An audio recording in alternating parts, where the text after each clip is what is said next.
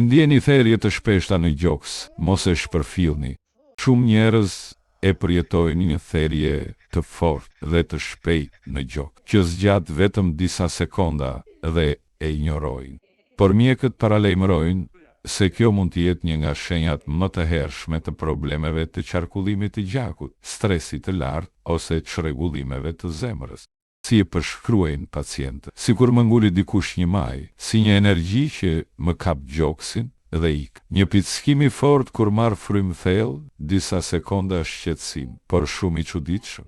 Çfarë mund të tregoj kjo sipas mjekëve? Arsyet më të zakonshme janë spazme e muskujve të gjoks, tension i lartë i papritur, stres ose ankthi i akumuluar, probleme me nervin ndërbrinjës, refluks i fortë acidik, qarkullimi i dobët i gjakut në kraharor. Por në disa raste therrjet e shpeshta të gjoksit mund të paralajmërojnë anginë, shregullime të valvulave, probleme të mikroqarkullimit, shkallët e hershme të sëmundjes koronare, kur duhet të shqetësoheni, kur therrjet rikthehen disa herë në javë, kur ndodhin gjatë ecjes ose ushtrimit, kur shoqërohen me marramendje ose djersitje të ftohtë, kur shoqërohen me mpirje të krahut të majt, kur keni histori familjare me sëmundje zemre. Mjekët thonë se edhe shenjat e vogla janë të rëndësishme, sepse trupi paralajmëron shumë përpara se problemi të bëhet serioz.